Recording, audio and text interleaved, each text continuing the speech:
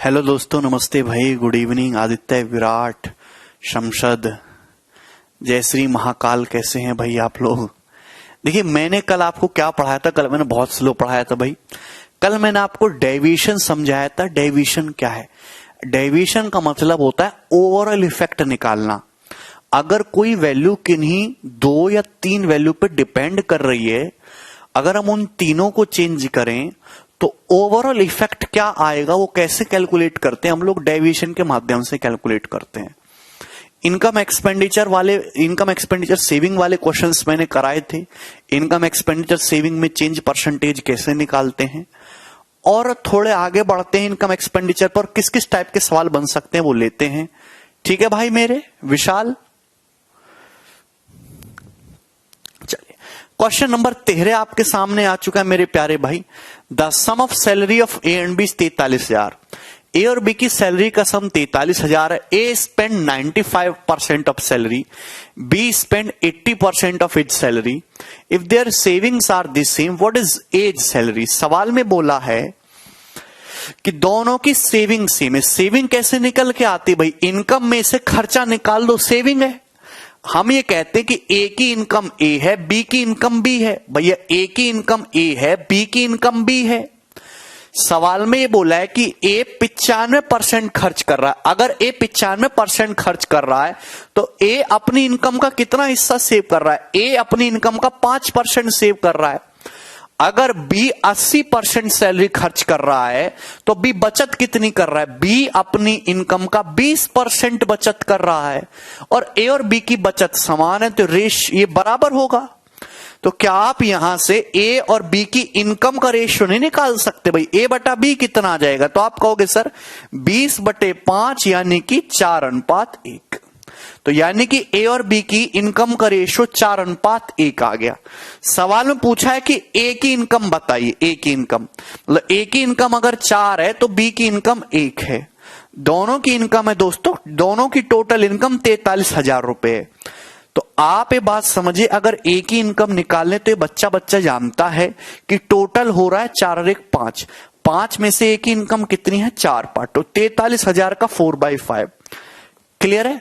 जब आप करेंगे तो 10,000 या 8,000 से तो बड़ा उत्तर आएगा। 35,000 कभी आ नहीं सकता, 7 का मल्टीपल है, तो एक ही उत्तर आ जाएगा यहां पे डी। एक ही आंसर होगा। देखिए 4/5 कितना होता है भाई लोगों? 4/5 होता है 0.8।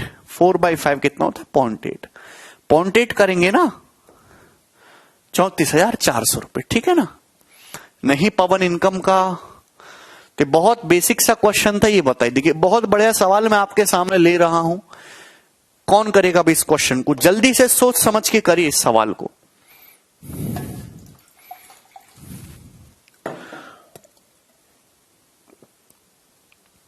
आशुतोष करिए जल्दी सवाल।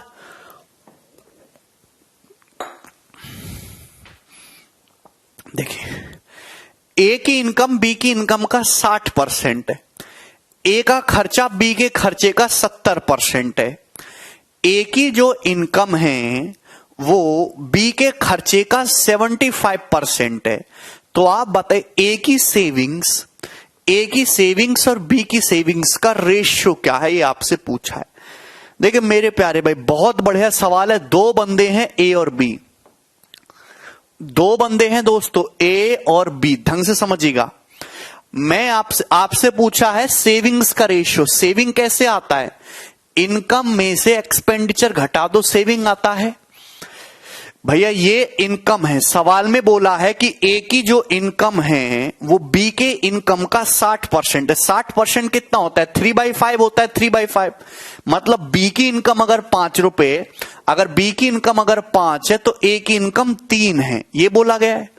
सवाल में बोला गया है कि ए की जो इनकम है, आप देखिए खर्चा, ये एक्सपेंडिचर है। ए की जो इनकम है वो बी के खर्चे का 75% है। ए की जो इनकम है वो बी के खर्चे का 75% है। मतलब बी का खर्चा कितना आ जाएगा? 4। बी का खर्चा कितना आ जाएगा दोस्त? 4 आ जाएगा। नहीं समझे? समझ नहीं पाएंगे। देखिए मैं आपको समझाना चाहता हूं। ए की जो इनकम वो बी के एक्सपेंडिचर का 75% है। तो यार एक बात समझो, बी के एक्सपेंडिचर का 75%, बी के एक्सपेंडिचर का 75% ए की इनकम के बराबर है। ए की इनकम है 3 रुपए, 75% का मतलब होता है 3/4, 75% का मतलब होता है 3/4, 3 से 3 कट जाएगा तो बी का एक्सपेंडिचर कितना आ गया, बी का एक्सपेंडिचर 4 रुपए आ जाएगा ना। बी का खर्चा 4 है, 4 का 75% निकालोगे तो 3 होगा ना। आप बोलोगे हाँ जी सर, सवाल में ये दे रखा है, आपको रिलेट करना है, आपने इनकम और एक्सपेंडिचर रिलेट कर दिया। अब ध्यान से सुनिए, सवाल में बोला है कि ए का जो एक्सपेंडिचर है वो बी के एक्सपेंडिचर का 70% है। ए का खर्चा बी के खर्चे का 70% है। बी का खर्चा है भैया 4 का 70% कितना होता है, 4 का 70% होता है 2.8, यानी कि ए का जो खर्चा है वो 2.8 रुपए है। तो आपसे पूछा है सेविंग्स का रेशियो, सेविंग्स का रेशियो कितना आ जाएगा, जरा निकालिए सेविंग्स का रेशियो। बोलिए, ए एक ऐसा बंदा है जो 3 रुपए कमाता है, 2.8 खर्चा करता है, तो बचत कितनी कर रहा है, 0.2 रुपए की। बी एक ऐसा बंदा है जो 5 रुपए कमाता है, 4 खर्च कर रहा है, तो बचत कर रहा है 5 - 4 1। रेशियो कितना आ जाएगा, 1:5, ये आंसर है। इसे 2:5 कर लीजिएगा, ए ऑप्शन। 0.2 से 1 क्या है, 1:5। 0.2 से 1 कितनी बार जाता है, 1:5। बहुत ही सुंदर एक साधारण सा सवाल है। आगे चलते हैं, नेक्स्ट ये बताइएगा सवाल नंबर 15। ये एक एसबीआई के पेपर का पूछा हुआ क्वेश्चन है। सवाल नंबर 15, आप देखिए कि सवाल एसएससी में और बैंकिंग में कैलकुलेशन में कितना फर्क हो जाता है। सवाल वही है लेकिन कैलकुलेशन में बढ़ा देता है चीजों को, लैंग्वेज को भी बड़ी कर देता है। बनाइए,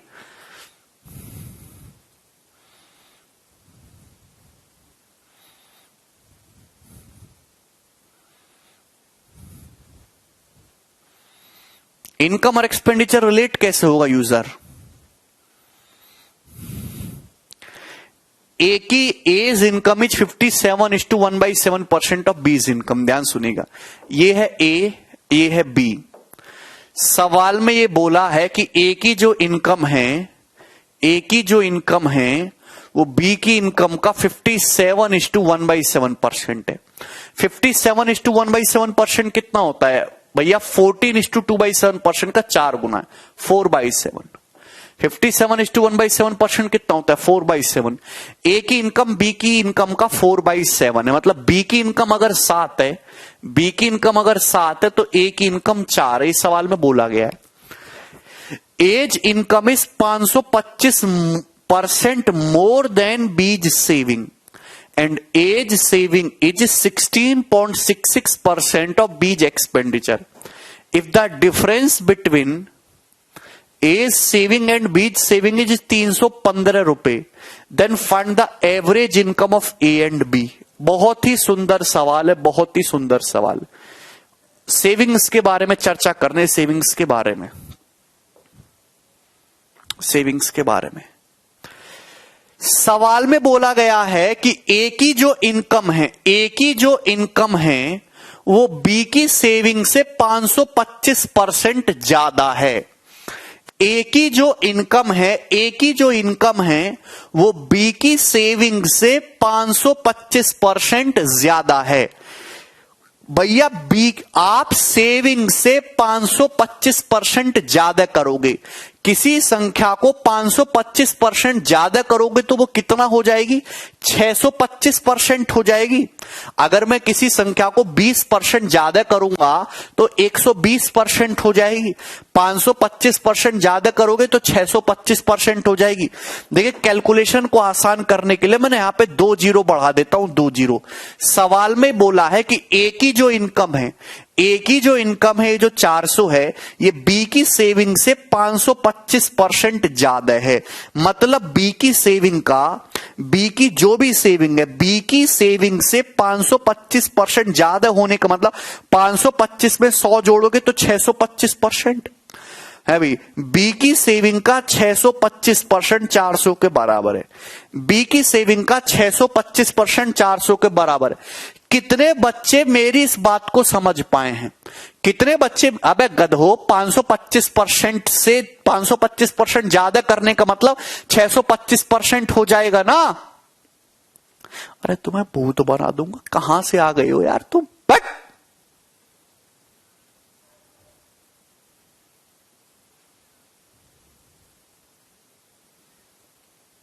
बी की सेविंग से 525% ज्यादा है। अबे किसी संख्या को 30% ज्यादा करोगे तो 130 हो जाएगा, 70% ज्यादा करोगे 170% हो जाएगा, 90% ज्यादा करोगे 190% हो जाएगा, 525% ज्यादा करोगे तो 100 जोड़ोगे तो 600। बी की सेविंग का 625% 400 है। बी की सेविंग का 1% कितना होगा? बी की सेविंग का 1% कितना? देखो भैया, बी की सेविंग का 625% 400 है। 625% का मतलब कितना होता है? देखिए 25% होता है 1/4। 625% होगा 25/4। 625% की फ्रैक्शन वैल्यू 25/4। तो कितना चला जाएगा? 25 से 400 16 बार जाएगा। तो यानी कि 16 चौका 64। तो बी की सेविंग आ जाएगी 64 रुपए। बी की सेविंग कितनी आ जाएगी? 64। तो बी की सेविंग 64 यूनिट आ गई। बी की सेविंग 64 यूनिट। ठीक है, कितना भी समझा लो, तुम्हारी बुद्धि में जाना नहीं है कुछ। सवाल में दे रखा है, एक सवाल पे आधा घंटा वेस्ट नहीं कर सकता मैं। सवाल में ये बोला है कि ए की जो इनकम है वो बी की सेविंग से 525% ज्यादा है। बी की सेविंग से 525% ज्यादा होने का मतलब ये बी की सेविंग के 625% की वैल्यू है। ये बी की सेविंग के 625% की वैल्यू है। अगर ये बी की सेविंग के 625% की वैल्यू है तो 1% की वैल्यू क्या होगी? बटा 625। बी की सेविंग का 100% कितना होगा? 100% की वैल्यू क्या होगी? ये कितना आ जाएगा? ये कितना आ जाएगा? ये 64। तो बी की सेविंग का 100% यानी कि बी की सेविंग 64 आ गई। 64। सवाल में ये बोल रखा है कि ए की जो सेविंग है वो बी के खर्चे का 16.66% है। 16.66% कितना होता है? 1/6। सवाल में क्या बोला है? सवाल में बोला है ए की जो बचत है वो बी के खर्चे का, बी के एक्सपेंडिचर का 1/6 है। आप बताओ, बी की तनख्वाह 700 है, 700 में से वो 64 रुपए की बचत करता है तो खर्च कितना करता है? 636। 700 में से 64 घटाएंगे तो 636 आता है। तो भैया सवाल में ये मुझे पता चलेगा कि बी का जो खर्चा है वो 636 है। तो ए की जो इनकम है वो बी के खर्चे का 636 का 1/6 है। 636 का 1/6 कितना होता है?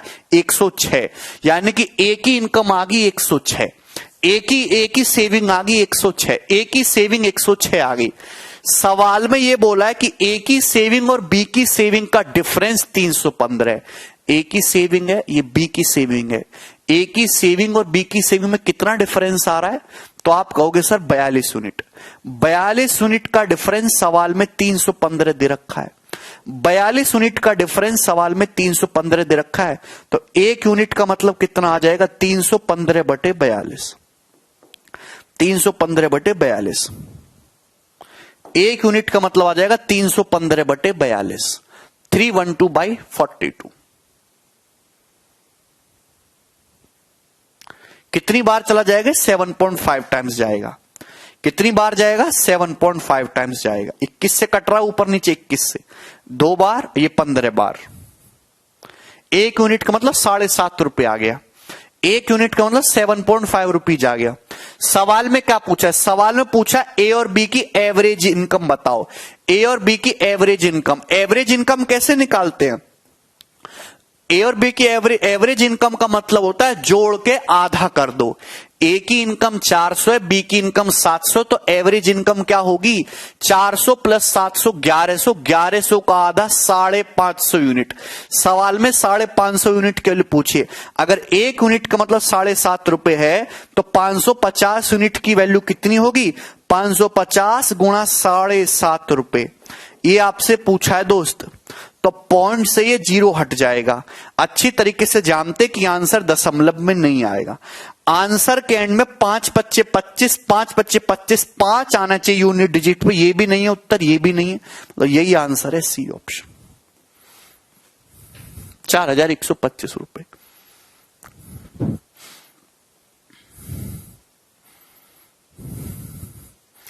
पचपन गुणा 75 करोगे तो यूनिट प्लेस पे क्या आना चाहिए? 5, और एक ही ऑप्शन ऐसा है।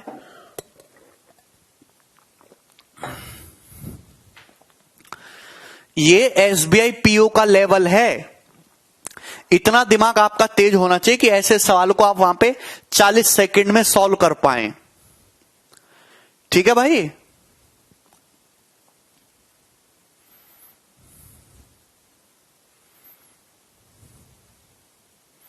सबको समझ आया? एनी प्रॉब्लम भाई लोगों? ठीक है, नेक्स्ट सवाल नंबर 15। आगे बढ़ जाते हैं सवाल नंबर 16। ये बताइए दोस्तों,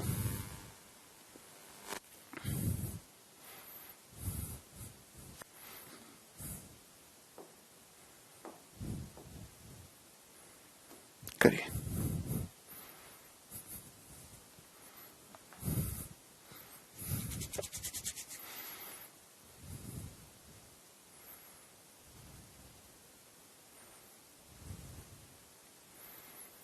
थोड़ा बड़ा सवाल है, पेपर में कभी कभी बड़े सवाल भी आते हैं, करके बताइए जल्दी से। देखिए, जरूरी नहीं कि जो आपको बहुत बड़े सवाल लगे वो डिफिकल्ट हो, ऐसा बिल्कुल भी नहीं है, है ना? वो बस पढ़ना है और तुरंत सॉल्व कर देना है। सवाल सभी को दिखाई दे रहा है? Ankit was to get 29% hike in its salary. Ankit की सैलरी 29% बढ़नी थी, but due to typing error it is wrongly typed the figure 57% and printed the new slip. लेकिन गलती हो गई टाइपिंग में और प्रिंट हो गया 29% की जगह 57% और नई स्लिप बन गई। He received this revise salary for 3 months before the organisation realise the mistake. और वो 3 महीने तक इस स्लिप पे ही सैलरी लेता रहा जब तक कि कंपनी ने गलती नहीं पकड़ ली। If the excess paid to him in the previous month is to be deducted from his 4th month salary, company बोली कि बेटा तेरे अकाउंट में जो भी पैसा फालतू गया है ना, उसको सबको काटेंगे हम चौथे महीने में। प्राइवेट कंपनी 1 रुपया फालतू नहीं देंगे तुझे। अगर डिडक्शन के बाद कटने के बाद चौथे महीने में कटौती हो जाने के बाद अगर उसे 9,000 रुपए मिले हैं, तो बताइए एक्चुअल में उसकी नई सैलरी क्या है? एक्चुअल में उसकी नई सैलरी क्या है? ये आईबीपीएस पीओ का सवाल है आनंद, 5-6 साल पुराना क्वेश्चन है ये। करे कृष्णकांत।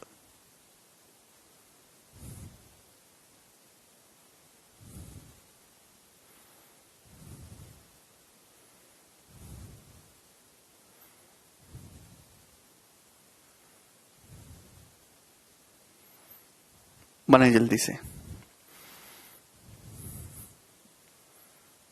वेरी गुड, ध्यान से समझिए सभी लोग, ध्यान। मैंने माना अंकित की सैलरी 100% है।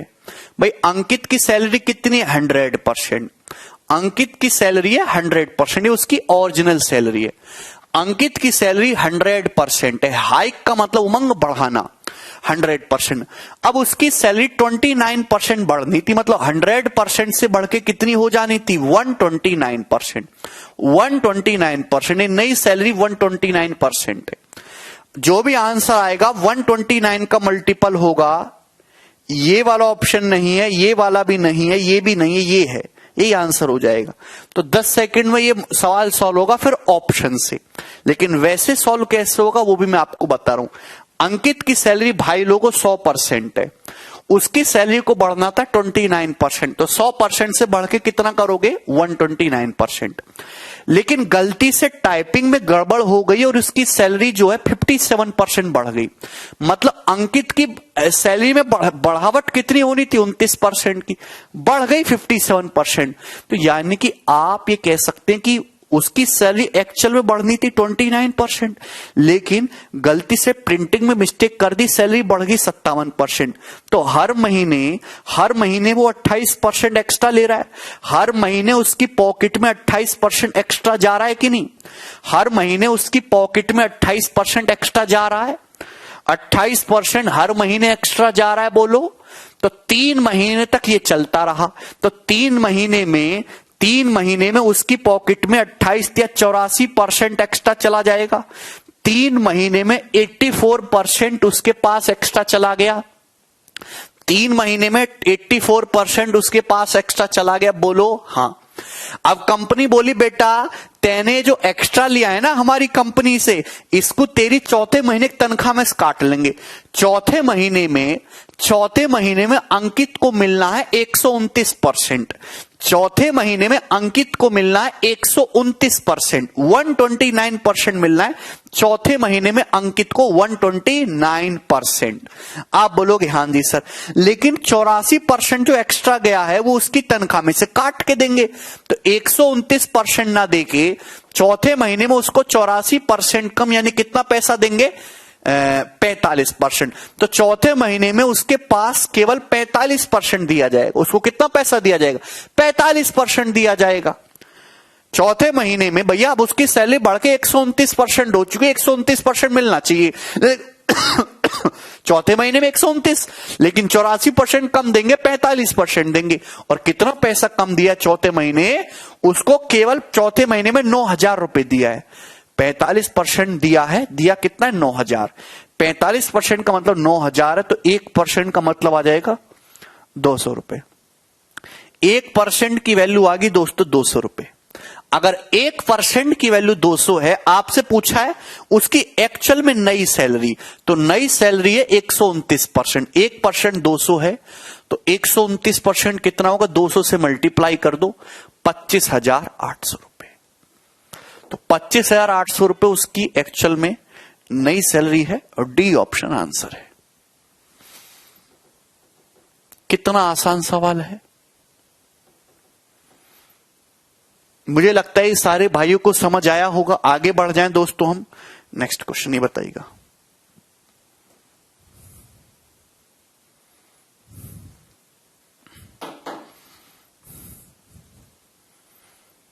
Very good.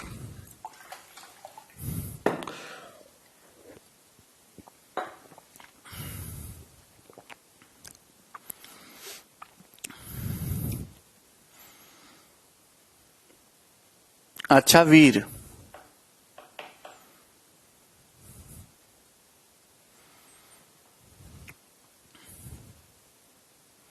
Very good Jiten. The income of A's 60% less than that of B and the expenditure of A is equal to 60% of B's expenditure if A's income is equal to 70% of B's expenditure. देखिए ध्यान से देखिए, मैं इस साल को करने का आपको बहुत शॉर्ट तरीका समझाऊंगा। ये ए है, ये बी है, ध्यान समझिएगा। ये इनकम है, ये इनकम है, यहां एक्सपेंडिचर है, ये एक्सपेंडिचर है। सवाल में आपसे पूछा ए और बी की सेविंग्स का रेशियो, उनकी बचत का अनुपात बताइए। सेविंग्स का रेशियो बताइए। देखिए सवाल में दोस्तों ये दिया गया है कि ए की इनकम बी से 60% कम है। 60% का फ्रैक्शन वैल्यू होता है 3/5। मतलब बी की इनकम अगर 5 है, अगर बी की इनकम 5 है तो ये 3 कम, ए की इनकम कितनी है 2। ये सवाल में ये बोला गया है कि ए का जो एक्सपेंडिचर है वो बी के एक्सपेंडिचर का 60% है। ए का जो एक्सपेंडिचर है वो बी के एक्सपेंडिचर का 60% है। तो आपसे पूछा है सेविंग्स का रेशियो। देखिए दोस्तों, सेविंग का रेशियो कैसे आएगा? जब आप इनकम में से एक्सपेंडिचर को घटाएंगे। तो मुझे इनकम और एक्सपेंडिचर दोनों ही रेशियो अलग अलग है, दोनों को आपस में रिलेट करके लिखना है, अलग अलग नहीं करेंगे। ठीक है भाई। सवाल में दोस्तों ये बोला है कि ए का जो खर्चा है वो बी के खर्चे का 60%। इस लाइन से पहले आप इस लाइन पे फोकस करो, क्योंकि आपको दोनों रेशियो को रिलेट करना है। बी का जो एक्सपेंडिचर है, बी का जो खर्चा है, ए की इनकम का 70%, ए के जो है is equal to 70% of B's expenditure. सवाल में दे रखा है कि ए की जो इनकम है, ए की जो इनकम है वो बी के खर्चे का 70% है। ए की जो इनकम है, ए की जो इनकम है वो बी के खर्चे का 70% है। इस सवाल को ध्यान से सुनिए, ए की जो इनकम है 2, वो बी के खर्चे का 70% है। बी के खर्चे का 70%, 70% होता है 7:10। सवाल में मैं ये कहना चाहता हूं कि ए की जो इनकम है, ए की जो इनकम है वो बी के खर्चे का 70% है। बी के खर्चे का 70% ए की इनकम है, 70%। तो मैं काम करता हूं, इस रेशियो को ना 7 से गुणा कर लेता हूं, इसको मैं 7 से गुणा कर लेता हूं, आसानी रहेगी। सवाल में बोल रखा है कि ए की जो इनकम है, ए की जो इनकम है, मैंने ए की इनकम को 14 बना लिया। ए की जो इनकम है वो बी के खर्चे का 70% है, मतलब 10 की वैल्यू क्या हो जाएगी 20। यानी कि बी का खर्चा कितना आ गया 20 आ गया। बी का खर्चा कितना आ गया 20 आ गया। दिलीप सारे क्वेश्चन सॉल्व करा रहा हूं 20। आपकी बुद्धि में ये बात जाती है, नहीं जाती होगी मुझे पता है। सवाल में दे रखा है कि क्वेश्चन की कैलकुलेशन को आसान करना ही जिंदगी का मकसद है। सवाल में ये दे रखा है कि ए की जो इनकम है वो बी के खर्चे का 70% है। बी के खर्चे का 70%, बी के खर्चे का 70% जो है वो ए की इनकम के बराबर है। ए की इनकम के बराबर है। तो मैंने ए की इनकम को 7 का मल्टीपल बना लिया, 2 से मल्टीप्लाई करके 14। अगर 70% का मतलब 14 है, बी के खर्चे का 70% 14 है, तो 100% कितना आ जाएगा 20। 100% की वैल्यू कितनी आ जाएगी 20। 20 का 70% 14 होता है। ठीक है, 20 आ गया। तो हमारा बी का खर्चा 20 आ गया। अब इस लाइन पे वापस आ जाओ। सवाल में बोला है कि ए का जो खर्चा है वो बी के खर्चे का 60% है। ए का खर्चा बी के खर्चे का 7% है। बी का खर्चा है 20, तो ए का खर्चा इसका 60% है। 20 का 60% कितना होता है जी 12 होता है, 12। 20 का 60% 12, तो ए का खर्चा है 12 रुपए। सवाल में सिद्ध हो गया कि ए की इनकम 14 है, 14 में से 12 खर्च कर रहा है, तो बचत कर रहा है 2 रुपए की। देखो कोई कैलकुलेशन पड़ी ही नहीं। बी की इनकम 35 है, 35 में से 20 खर्च कर रहा है, तो बचत होगी 15 रुपए की। तो ए और बी की बचत का रेशियो है 2:15, और ये आंसर है डी ऑप्शन। तो दिमाग लगाना पड़ता है। बिल्कुल हो जाएगा पवन।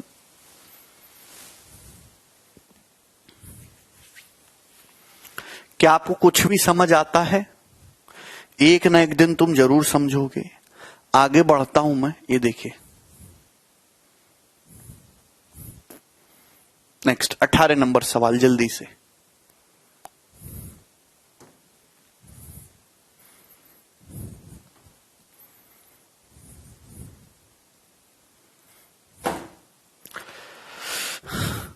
दिलीप कह रहे सर डिटेल्स में। दिलीप डिटेल को तो मैं खा गया, उसका मैंने मस्त एक जो है नमक मिर्च डाल के बढ़िया से मैंने रेसिपी बनाया, उसको मैं खा गया।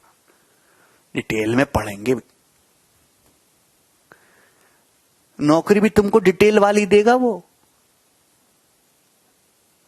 डिटेल में बोर्ड का एग्जाम दे रहे हो, डिटेल में पढ़ना है तुम्हें। एक घूसा मारूंगा ठीक हो जाओगे। सरकारी गवर्नमेंट एग्जाम की तैयारी कर रहे हो, बोर्ड एग्जाम की नहीं। थोड़ा चीजों को अलग करो। साइंटिस्ट बनना है तुम्हें, रॉकेट लॉन्च करना है।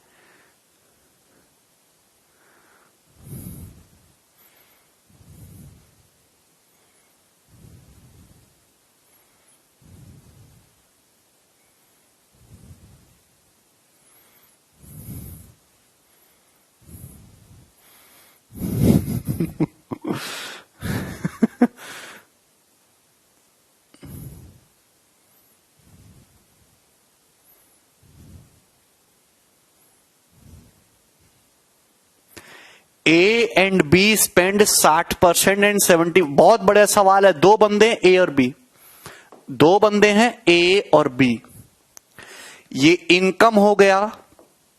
सवाल में बोला है ए और बी अपनी इनकम का 60% और 75% खर्च करते हैं। ए अपनी इनकम का 60% खर्च करता है भैया, बी अपनी इनकम का 75% खर्च करता है। If the saving of A is 20% more than that of B, A की जो सेविंग है, मैं यहां पे सेविंग लिखता हूं, ए की जो सेविंग है, ध्यान सुनिएगा, ए की जो सेविंग है वो बी की सेविंग से 20% ज्यादा। इस बात का क्या मतलब है? 20% का मतलब होता है 1/5, 1/5। ए की सेविंग बी से 20% ज्यादा है। अगर बी की सेविंग 5 है, अगर बी की सेविंग 5 है तो ए की सेविंग 6 है, ये आ जाएगा। सवाल में बोला देखिए, इनकम में से सेविंग घटा दो, खर्चा है। इनकम में से सेविंग घटा दो, खर्चा है। सवाल में आपको इनकम के बारे में पूछा गया, इनकम के बारे में बुद्धि लगाओ, इनकम के बारे में पूछा गया। सवाल में बोला है कि सवाल में पूछा है कि ए की इनकम बी से कितना परसेंट कम है। अब ध्यान सुनो, ए अपनी इनकम का 60% खर्च करता है। अगर ए अपनी इनकम का 60% खर्च करता है तो बचाता कितना है? 40%। ए अपनी इनकम का 60% खर्च करता है तो 40% बचाता है। ए अपनी इनकम का 40% बचाता है, बचा कितना रहा है? 6। अगर 40% का मतलब 6 है तो 20% का मतलब 3 है और 100% का मतलब 15 है। तो ए की तनख्वाह 15 रुपए रही होगी। ए की तनख्वाह 15 रुपए रही होगी। 15 में 60% 9 खर्च करोगे तो 6 रुपए बचाओगे। आया समझ में? अगली बात, बी अपनी इनकम का 75% खर्च करता है। अगर बी 75% खर्च कर रहा है तो बचत कितना करता है? 25%। बी अपनी इनकम का 25% बचत करता है, 1/4। मतलब बी की इनकम अगर 4 है तो 1 रुपए की बचत करता है, जबकि बचत कर रहा है बी 5 की। तो 1 का मतलब 5 है तो 4 का मतलब 20 है। मतलब बी की जो इनकम है वो 20 है। 20 में से 75% 15 खर्च कर दोगे तो कितने बचेंगे? 5। सबको समझ आ गया? तो यहां से आ गया। तो ए की इनकम आ गई 15 रुपए, बी की इनकम आ गई 20 रुपए। सवाल में पूछा है कि ए की इनकम बी से कितना परसेंट कम है। तो ए की इनकम भाई कितना कम है? बी से 5 रुपए कम है ओवर 20। 1/4, 1/4 का मतलब 25% कम है। डी ऑप्शन, और ये आंसर है।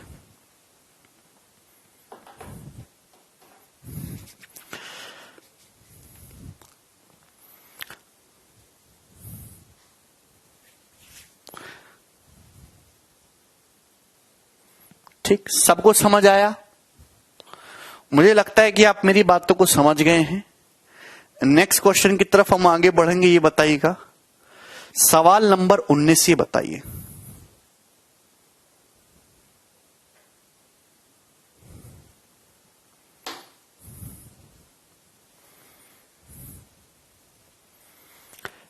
मैं आपको हर एक टाइप कवर कराना चाहता हूं। कमेंट में सबका पढ़ रहा हूं। रिसू अपनी इनकम का X% बचत करता है। ओके, अगर उसकी इनकम 26% बढ़ जाती है, खर्चा 20% बढ़ जाता है, तो उसकी सेविंग 50% बढ़ जाती है। बताइए एक्स का मान क्या है? बहुत बढ़िया सवाल है, करिए जल्दी से। कौन करेगा?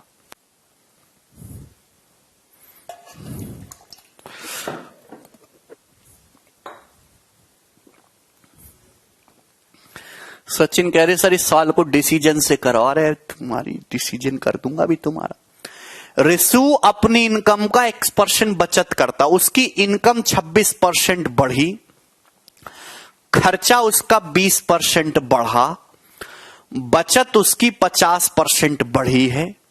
तो X का मान बताइए जल्दी से।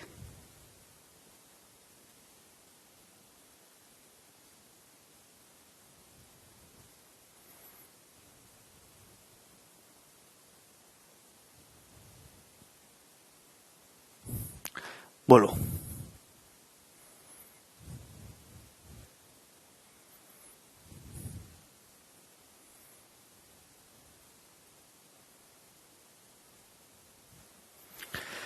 देखिए सभी को पता है कि ये एक्सपेंडिचर है, ये सेविंग है, ये एक्सपेंडिचर है दोस्तों, ये सेविंग है, ये खर्चा है, ये बचत है।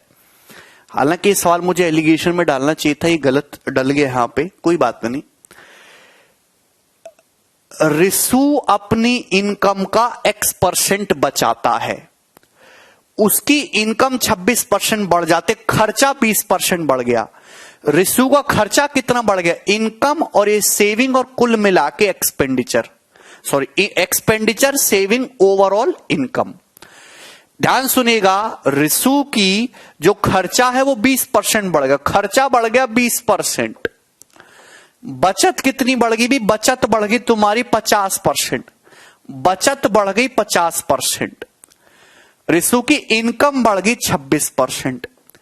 रिसु की इनकम आय कितना बढ़ गई है? 26%। इनकम बढ़ी है 26%। ये 20 बढ़ा, खर्चा बढ़ा 20%, बचत बढ़ी 50%, इनकम बढ़ी 26%। देखिए मेरे प्यारे भाई, इस चीज को हालांकि मैं आपको आगे पढ़ाऊंगा, अभी आप जो है थोड़ा पेशेंस रखेंगे और मेरी बात को समझने की कोशिश करेंगे कि मैं क्या कहना चाह रहा हूं। कि ऐसा सवाल अगर कहीं भी आता है और आपको रेशियो निकालना हो, आप ये बात जानते कि इनकम बराबर होता है एक्सपेंडिचर प्लस सेविंग। आपको तीनों में चेंज दे रखा है, एक्सपेंडिचर में परसेंटेज चेंज दे रखा है, सेविंग में परसेंटेज चेंज दे रखा है, इनकम में परसेंटेज चेंज दे रखा है। भाई एक खर्चे को इतना बढ़ाया है, बचत को इतना बढ़ाया है, इनकम में ये चेंज आया है।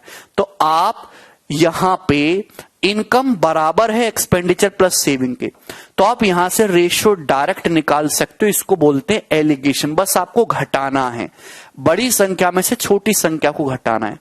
50 में से 26 घटाओगे कितना आ जाएगा? 24। ये देखिए 26 बड़ा है, 20 छोटा है, बड़ी में से छोटी घटाना, 26 में से 20 घटाओगे 6 आ जाएगा। ये रेशियो आ जाएगा 24:6। 24:6, 24:6 का मतलब 4:1, 4:1, 4:1, 4:1। यानी कि ये इन एक्सपेंडिचर, उस बंदे के एक्सपेंडिचर और सेविंग का रेशियो आ जाएगा, उसके खर्चे और बचत का रेशियो आ जाएगा। खर्चे और बचत का रेशियो, खर्चे और बचत का जो रेशियो वो 4:1। खर्चे बचत का रेशियो कितना आ गया? 4:1। उस आदमी के खर्चे और बचत का रेशियो 4:1 आ जाएगा डायरेक्ट। आपसे पूछा एक्स का मान, एक्स है क्या? रिसु अपनी इनकम का X% बचाता है। अगर खर्चा 4 रुपए, बचत 1 रुपए, तो इनकम होगी 5 रुपए। 5 रुपए की इनकम में कितना बचत कर रहा है? 1 रुपए की बचत कर रहा है, यानी कि 20% की बचत कर रहा है। तो रिसु जो है अपनी इनकम का 20% बचाता है और एक्स का मान ही 20 है। रिसु कितना बचा रहा है? 20%। सवाल का अकॉर्डिंग कितना बचा रहा है? X%, तो XC जो है 20 है। ठीक है ना?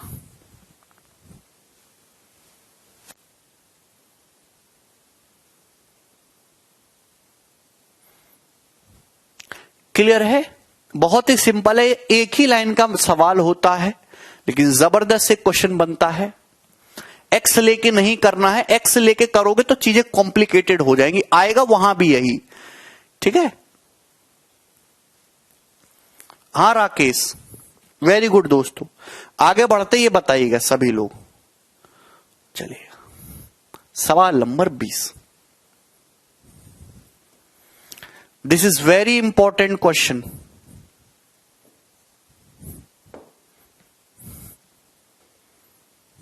हाँ प्रवीण, देखिए, the income of Amala is 20% more than that of Bimla and 20% less than that of Kamla. देखिए 3 बंदे हैं, अमला, बिमला, कमला। अमला, बिमला, कमला। सवाल में दे रखा है अमला की जो इनकम है वो बिमला से 20% ज्यादा है। 20% का फ्रैक्शन वैल्यू होता है 1/5। मतलब बिमला की इनकम 5 है तो अमला की 6:5 है। Income of Amala is 20% less than Bimla, 20% more than Bimla and 20% less than Kamla. Amala की जो इनकम है कमला से 20% लेस है। 20% का फ्रैक्शन वैल्यू 1/5, मतलब कमला की अगर 5 है तो अमला की कितनी है? 4। ये रेशियो 4:5 दे रखा है। रेशियो 4:5 दे रखा है। तो आप पहले यहां पे रेशियो को कंबाइंड कर लो। आप यहां से देखें कि भैया दो अलग अलग रेशियो दे रखे, अम्ला बिमला का, अम्ला कमला का।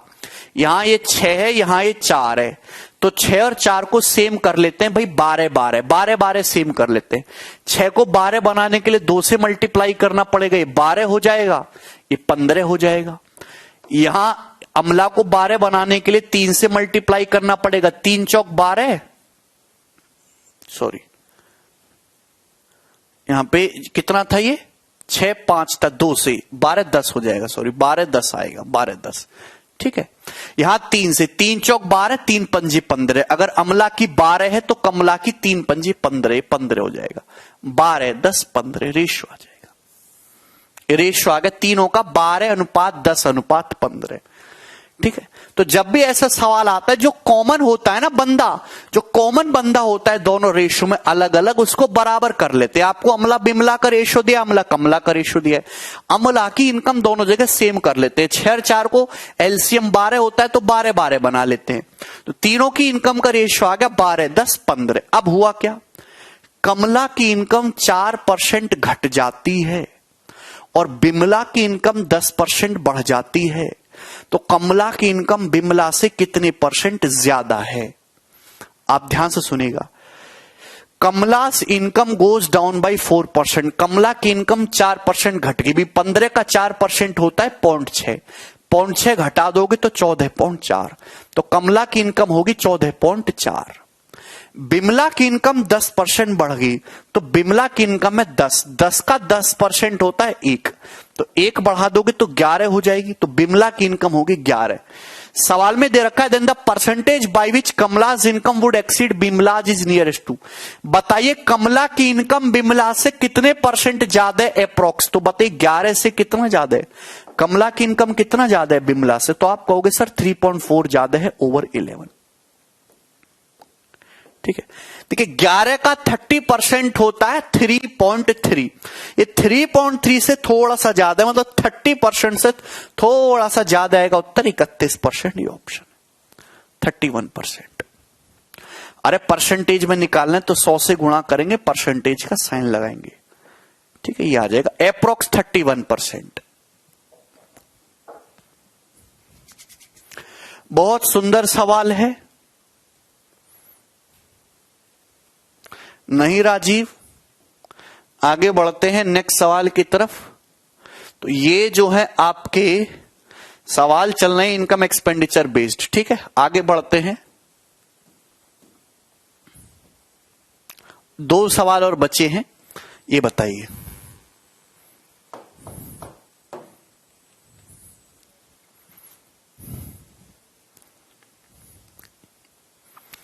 If the income tax is increased by 19%, the net income is reduced by 1%. The rate of income tax is, जल्दी से बताइए, बहुत बढ़िया सवाल है। यदि इनकम टैक्स 19% बढ़ जाता है, रेट ऑफ इनकम टैक्स अगर 19% बढ़ जाए, तो नेट इनकम 1% घट जाएगी। तो बताओ रेट ऑफ इनकम टैक्स क्या है? देखिए डायरेक्ट इस सवाल का वैसे शॉर्टकट होता है 5%, पर बेसिक समझना आपको बहुत जरूरी है, इसका बेसिक समझना बहुत जरूरी है। मैं आपसे कहता हूं कि आप जो कमाते हो वो आपकी इनकम है, आप जो कमाते हो वो इनकम है, लेकिन इनकम में से सरकार को टैक्स देते हो जिसको सरकार विधायक खरीदती है, और उसके बाद जो आपकी पॉकेट में बचता है वो नेट इनकम है। हिंदी में बोलेंगे शुद्ध आय, हिंदी में बोलेंगे शुद्ध आय। आप बोलोगे हाँ जी सर नेट इनकम, शुद्ध आय। मैं आपसे कहता हूं कि आप महीने का 500 रुपए कमाते हैं, 500 रुपए, 500 रुपए में सरकार को 80 रुपए टैक्स दे देते हैं, तो आपकी पॉकेट में नेट शुद्ध आय कितनी बचेगी? 420 रुपए। तो आपका जो नेट इनकम है वो 420 रुपए है, 420 रुपए। क्लियर है ना भाई? मैं आपसे कहता हूं कि आप 500 रुपए कमाते हो, 500 में से 80 रुपए सरकार को टैक्स दे दोगे तो आपकी नेट इनकम केवल 420 रुपए। पल्ले में तो 420 से 80 तो टैक्स गया। तो आप बताओ टैक्स रेट कितना है, सरकार ने कितना टैक्स वसूल लिया आपसे? आप ये कहते हो सर मैं 500 रुपए कमाता था, मेरी जो टोटल इनकम थी, जो मेरी टोटल आय थी, जो मेरी टोटल इनकम थी वो 500 रुपए थी, मैं टोटल इनकम 500 रुपया कमाता था, उस पर मैंने 80 रुपया टैक्स दिया, तो परसेंटेज में कितना टैक्स दिया सर जी? 100% मल्टीप्लाई करेंगे, यानी कि 16%। तो टैक्स रेट कितना है? 16% का है। 16% इज द टैक्स रेट। ये बेसिक कंसेप्ट है, मैं आपको बेसिक बता रहा हूं। किसी को कोई समस्या है इसमें? क्लियर? एनी दिक्कत? आप ध्यान से सुनेगा, ध्यान सुनेगा। क्लियर है? अब ये कौन दिक्कत? अब सरकार बोली अच्छा बहुत मजे ले रहा बेटा, हाँ हमको महंगा वाला विधायक खरीदना, टैक्स ज्यादा दो। तो सरकार बोली कि पहले बेटा हम तुझसे 80 रुपया टैक्स लेते थे, इस बार दे तू 90 रुपए, इस बार दे तू 90 रुपए टैक्स है भाई। तो आप बताओ मेरे प्यारे भाई, पहले आप 80 रुपए टैक्स देते थे सरकार को, अब सरकार बोली कि 90 रुपया टैक्स दे, तो सरकार ने 10 रुपया टैक्स बढ़ा दिया। तो सरकार ने 10 रुपए टैक्स बढ़ा दिया, लेकिन अगर सरकार 10 रुपए टैक्स बढ़ाएगी तो आपकी इनकम भी, आपकी नेट इनकम भी 10 रुपए कम होगी, नेट इनकम भी 10 रुपए कम हो जाएगी। क्या इसमें कोई तकलीफ है? जितना टैक्स बढ़ेगा, जितना टैक्स बढ़ेगा नेट इनकम उतनी ही कम हो जाएगी, क्योंकि जो टैक्स बढ़ा उस सरकार के पल्ले में चला गया और आपकी पॉकेट से निकल गया। अगर टैक्स 10 रुपया बढ़ा है तो आपकी नेट इनकम भी 10 रुपए घट जाएगी। क्यों? क्योंकि आप इनकम तो आपकी 500 ही है भैया, कमा तो आप 500 रुपए ही रहे हो ना आज भी। 500 रुपए में से 90 रुपए टैक्स दे दोगे तो क्या 410 रुपए नेट इनकम नहीं रहेगी? तो कंसेप्ट ये होता है, कंसेप्ट ये होता है कि जितना टैक्स बढ़ेगा, जितना टैक्स बढ़ेगा, ठीक है ना, तो सरकार जो है उतना ही नेट, जितना टैक्स बढ़ाएगी सरकार उतने रुपए ही आपका नेट इनकम कम हो जाएगी। तो टैक्स और नेट इनकम में डिक्रीजमेंट बराबर होता है। क्या इस कंसेप्ट में कोई प्रॉब्लम है किसी बच्चे को? अब किसी भी बच्चे को कोई प्रॉब्लम है इस कंसेप्ट में? ठीक है भैया, वही सवाल कहना चाह रहा है भाई लोगों। सवाल ये कहना चाह रहा है कि इनकम टैक्स 19% बढ़ गया। आप बताओ, जो भी आप पहले टैक्स पे कर रहे थे, जो भी आप पहले टैक्स पे कर रहे थे वो 19% बढ़ गया, जिससे आपकी नेट इनकम 1% घट गई। टैक्स 19% बढ़ गया तो नेट इनकम 1% घट गई, यानी कि टैक्स बढ़ा है 19%, नेट इनकम घटी है 1%। नेट इनकम कितना घटी है? 1%। तो this should be equal, this should be equal.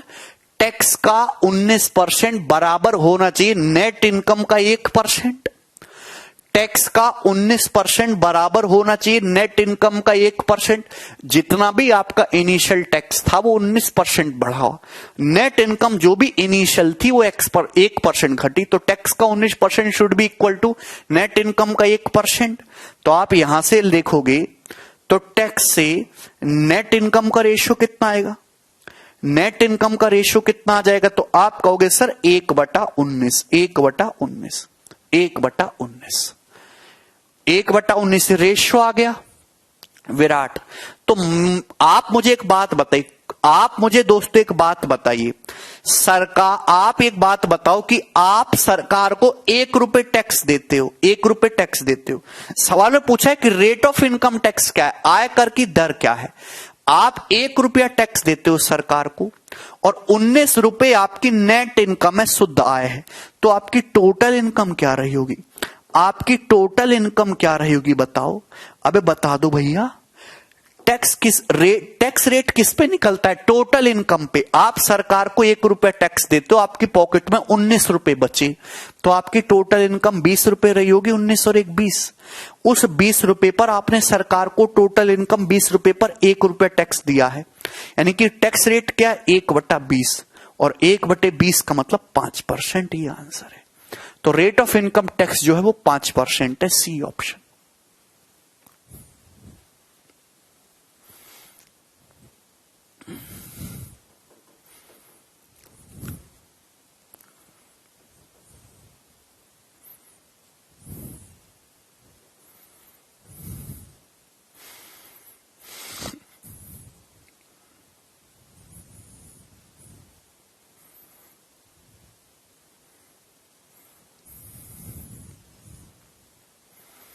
ठीक है, अब आपको इस सवाल को सॉल्व करने, ये पूरा डिटेल्ड कंसेप्ट है, मैंने समझा, दोबारा बिल्कुल नहीं समझाऊंगा, बेस्ट एक्सप्लेनेशन दी है मैंने।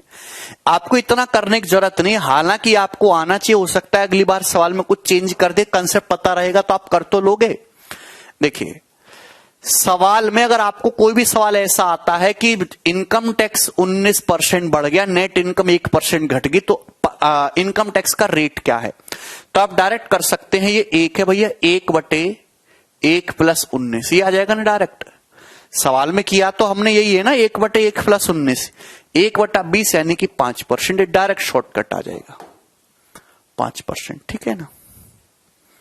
एक और सवाल कर लेते हैं भाई, ऐसा सवाल नंबर 22, ये बताइएगा,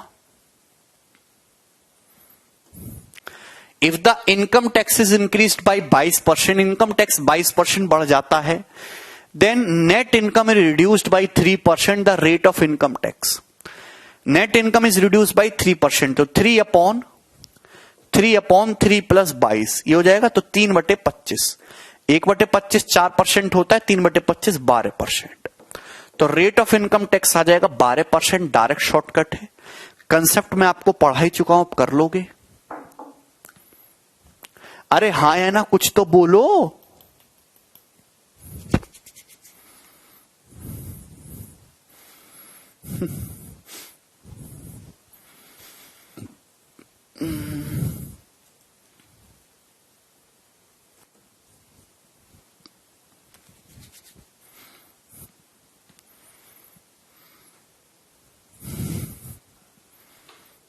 सबको समझ आ गया, कर लोगे।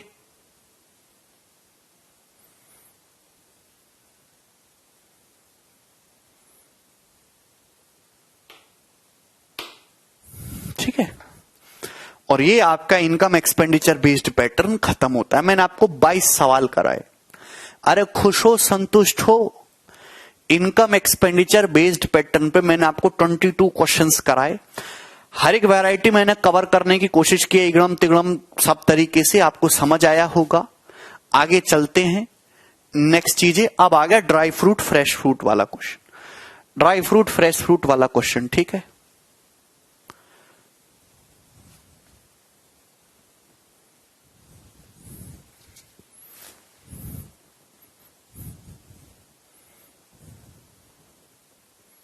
क्या करें फिर अजय, चलिए बताइए। Fresh fruit contain 68% water, fresh fruit में 68% वाटर है, ड्राई फ्रूट्स में 20% वाटर है। How much dry fruits can be obtained from 100 kg of fresh fruits. देखिए जब आप, बहुत बार आए इस सवाल पेपर में, सभी को पता है। देखिए इस सवाल को करने के बहुत सारे तरीके हैं। जब आप एक काम करो, आप मार्केट से अंगूर लेके आओ, बिल्कुल फ्रेश अंगूर। तो अंगूर में जो होता है, फ्रूट्स में दो चीजें होती हैं, एक होती है पल्प, फ्रूट्स में दो चीजें होती, एक होता है पल्प यानी कि छिलका, और एक होता है पानी। एक होता है पल्प यानी कि छिलका, और दूसरी चीज होती है दोस्तों पानी।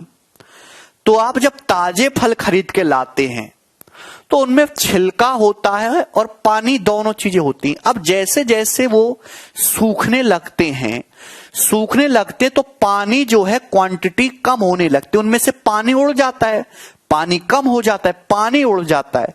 लेकिन एक चीज है पल्प, छिलका, वो कहीं नहीं जाती, पल्प कांस्टेंट रहता है। वो छिलका जो है सड़ जरूर जाएगा पर उसका वजन नहीं बदलेगा। पल्प की जो क्वांटिटी है वो कांस्टेंट रहेगी, पल्प कांस्टेंट रहेगा। क्लियर, आप समझे। तो आपको इसी चीज का फायदा होता है कि पल्प हमेशा कांस्टेंट रहता है, छिलका जितना पहले था आज भी उतना ही रहेगा, केवल पानी उड़ता है हवा में। आप ताजा फल खरीद के लाए मार्केट से, उनमें 68% पानी है। कितना पानी है जी? 68% पानी है। और जैसे वो ताजे फल ड्राई हुए, सूखे, अब भैया सूख जाएंगे तो पानी की मात्रा कम हो जाएगी, तो अब उनमें पानी की मात्रा केवल 20% है। तो बताइए कितना ड्राई फ्रूट प्राप्त होगा 100 किलोग्राम फ्रेश फ्रूट से। तो 100 किलोग्राम फ्रेश फ्रूट से कितना ड्राई फ्रूट्स प्राप्त होगा, आप बताइए। फ्रेश फ्रूट में 68% पानी है, आप यहां पे पल्प की मात्रा को कांस्टेंट रख दो। फ्रेश फ्रूट में 68% पानी है। अगर 68% पानी है तो बाकी क्या है? 32% छिलका है। बाकी क्या? 32% छिलका है जी। 100 में से 68 घटाओगे 32% छिलका है। बोलो हाँ। ड्राई फ्रूट जो सूखे फल हैं, ड्राई फ्रूट्स में 20% पानी है। अगर 20% पानी है तो बाकी क्या है? 80% छिलका है। 80% छिलका है। बोलो है भी, ये इक्वल होना चाहिए। छिलके की मात्रा इक्वल होनी चाहिए। आपसे पूछा है 100 किलोग्राम ताजे फल से कितने किलोग्राम ड्राई फ्रूट आएंगे? तो फ्रेश फ्रूट अगर आप 100 केजी लोगे तो ड्राई फ्रूट्स कितना मिलेगा? अभी 3200/80 यानी कि 40 ग्राम, 40 किलोग्राम। तो 40 kilogram dry fruits can be obtained from 100 KG of fresh fruits. ये उत्तर है, डी ऑप्शन। पवन कह रहा है सर फ्रेश पल्प का weight more than dry pulp. Yes, because there is water. क्या आपको समझ में आया? बहुत आसान सवाल था। आगे बढ़ जाएं हम।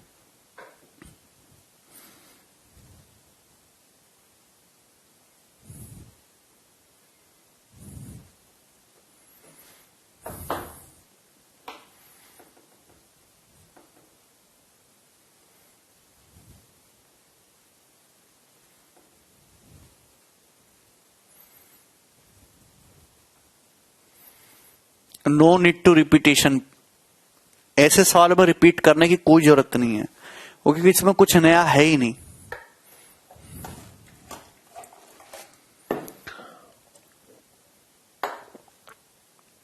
A solution contains 16.5% of salt, from which 80 liter of water is evaporated. Now concentration of salt in solution becomes 20.9%. Find the initial quantity of solution. क्या ये आपको समझ आता है?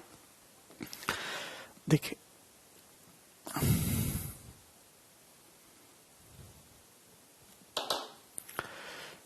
सॉल्ट बराबर टोटल सॉल्यूशन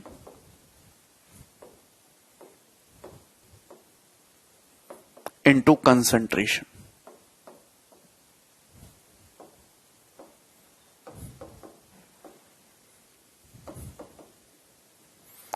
कंसंट्रेशन का हिंदी में मतलब होता है सांद्रता। टोटल सॉल्यूशन का मतलब होता है कुल घोल। पहले आप ये समझो है क्या ये।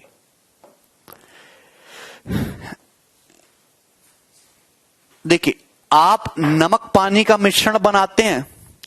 आप नमक पानी का मिश्रण बनाते हैं तो अगर नमक ज्यादा है तो पानी गाढ़ा सा बनेगा। नमक कम है, गाढ़ा का मतलब कंसंट्रेशन ज्यादा है, नमक की मात्रा कम है तो थोड़ा पतला सा लिक्विड बनेगा, यानी कि उसका कंसंट्रेशन कम है। कंसंट्रेशन कम है।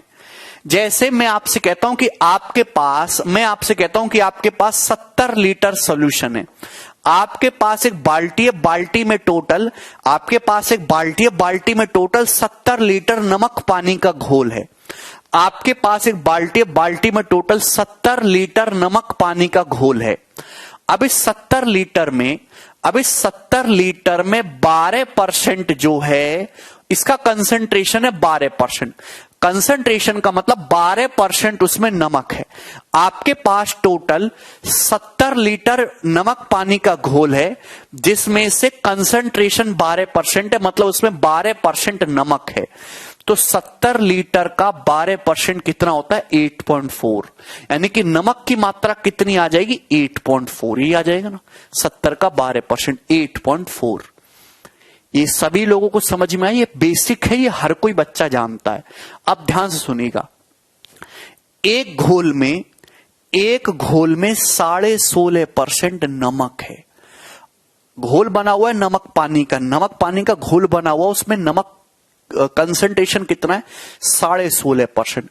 18 लीटर पानी का वाष्पीकरण हो गया। 18 लीटर पानी धूप में इवेपोरेट हो गया। अब देखिए, अगर पानी उड़ जाएगा तो कंसंट्रेशन हो गया 20.9%। बताओ सॉल्यूशन की इनिशियल क्वांटिटी क्या थी। आप अच्छी तरीके से बताओ कि अगर आपके पास नमक पानी का घोल है, आप उसे धूप में रखोगे तो केवल पानी उड़ेगा, नमक नहीं उड़ता। नमक की क्वांटिटी कांस्टेंट रहेगी, नमक की क्वांटिटी कांस्टेंट रहेगी। जितना नमक पहले था आज भी नमक उतना ही रहेगा। नमक की क्वांटिटी कांस्टेंट रहेगी, जितना नमक पहले था आज भी सॉल्ट उतना ही रहेगा। बोलो, आपके पास धूप में नमक पानी का घोल रख दिया, धूप में नमक पानी का घोल रख दिया। आप एक बात बताइए, ठीक है भाई, तो उसमें से पानी जो है उड़ जाएगा। पहले कंसंट्रेशन कितना था? पहले कंसंट्रेशन था 16.5%, अब कंसंट्रेशन है 20.9%। क्यों है कंसंट्रेशन को? कि 18 लीटर पानी उड़ गया। पानी उड़ गया तो घोल गाढ़ा हो जाएगा, कंसंट्रेशन बढ़ जाएगा, लेकिन नमक की क्वांटिटी तो कांस्टेंट रहेगी ना। तो कांस्टेंट में बताया ना रिवर्स रेशियो होता है, पढ़ा रखा है। आप बताओ क्या है रेशियो, किससे कट रहा है भाई? 11 से ना। ये 15 बार, ये 19 बार, 15-19, ये 15:19 का रेशियो, ये 15:19 का रेशियो है ना। तो टोटल सॉल्यूशन का रेशियो रिवर्स होगा 19:15, 19:15 रिवर्स आ जाएगा, रिवर्स हो जाएगा 19:15। बोलो, मतलब पहले सॉल्यूशन 19 था, पहले सॉल्यूशन 19 था, अब कितना रह गया? 15। तो कितना घट गया? 4 यूनिट। 4 सवाल में 4 यूनिट का मतलब कितना दे रखा है? 18 लीटर। कितना सॉल्यूशन उड़ा है भी? 18 लीटर। 4 यूनिट का मतलब 18 लीटर। तो 1 यूनिट का मतलब आ जाएगा 4.5, 1 यूनिट का मतलब आ जाएगा 4.5 लीटर। सवाल में आपसे पूछा है, बताइए फाइंड द इनिशियल क्वांटिटी, प्रारंभिक मात्रा कितनी थी? Initial quantity of total solution. Initial quantity of solution क्या है? आप बताइए इनिशियल क्वांटिटी कितनी थी? इनिशियल क्वांटिटी जी 19 यूनिट। तो 19 यूनिट की वैल्यू कितनी आ जाएगी? 19 गुणा 4.5, 76 प्लस 9.5 यानी कि 85.5।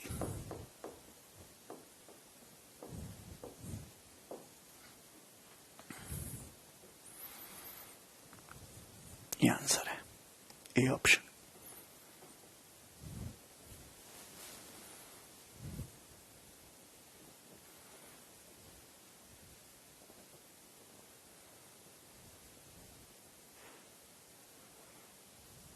क्लियर है? क्या आपको ये सवाल समझ आया? 4 का मतलब 18, तो 1 का मतलब 18/4, 18/4 कितना हो जाएगा? 4.5। क्या आपको ये सवाल समझ में आ गया? मुझे लगता है कि आप सभी लोगों को ये क्वेश्चन समझ आया है। आगे बढ़ूंगा मैं, सवाल नंबर 25 की तरफ। ये बताइएगा,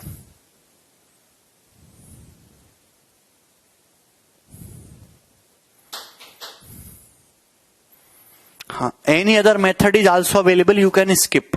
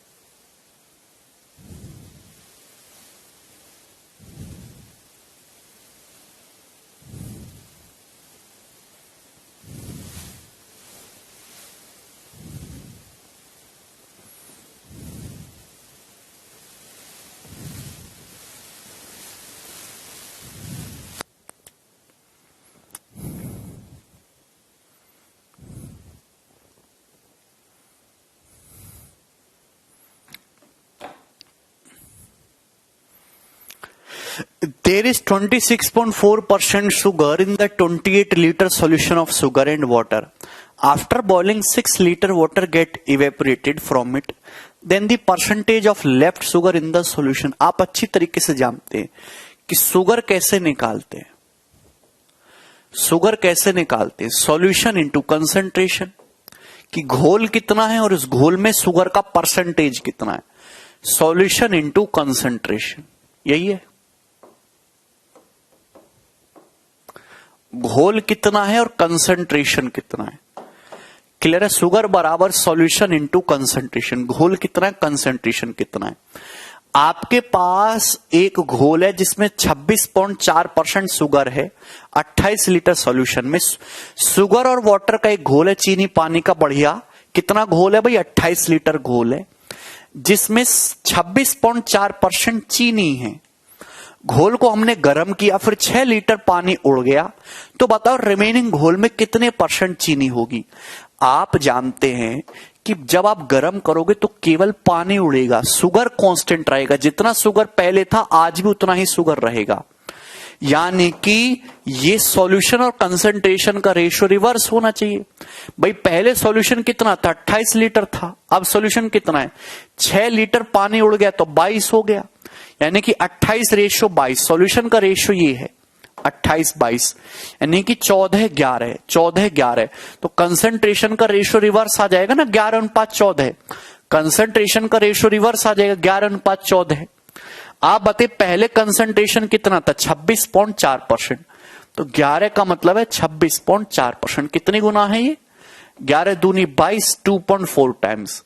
तो ये भी 2.4 टाइम्स करोगे तो 28 प्लस 5.6, 33.6%। यानी कि प्रेजेंट में शुगर का जो कंसंट्रेशन है वो 33.6% है। डी ऑप्शन ये आंसर है।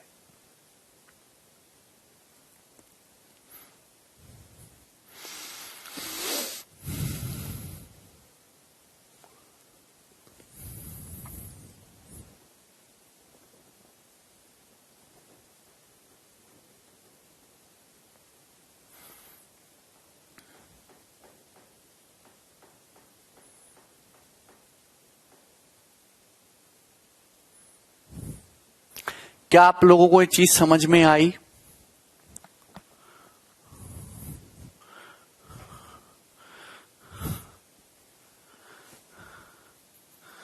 अजय तुमको समझ में आता है, ठीक। आगे बढ़ जाते हैं नेक्स्ट सवाल की तरफ। 26 नंबर सवाल ये बनाइएगा। ओके, बहुत बढ़िया क्वेश्चन, बहुत सुंदर सवाल, एकदम टिकाऊ। This is the most important question. मैं आपको 10 सेकंड देता हूं इस सवाल को सॉल्व करने के लिए, करके बताइए आप मुझे जल्दी से।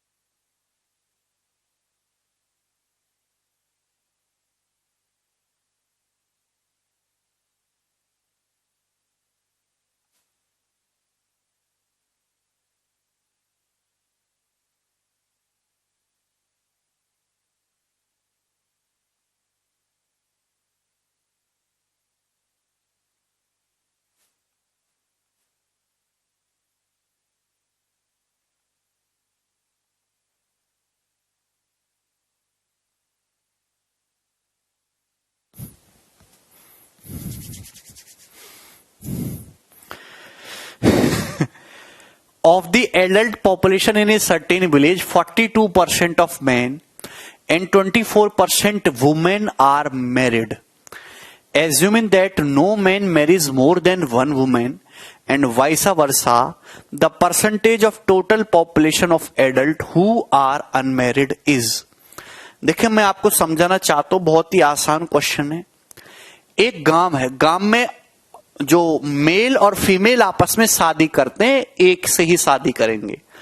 गांव में 42% आदमियों की संख्या क्या 42% और 24% महिलाएं शादीशुदा हैं।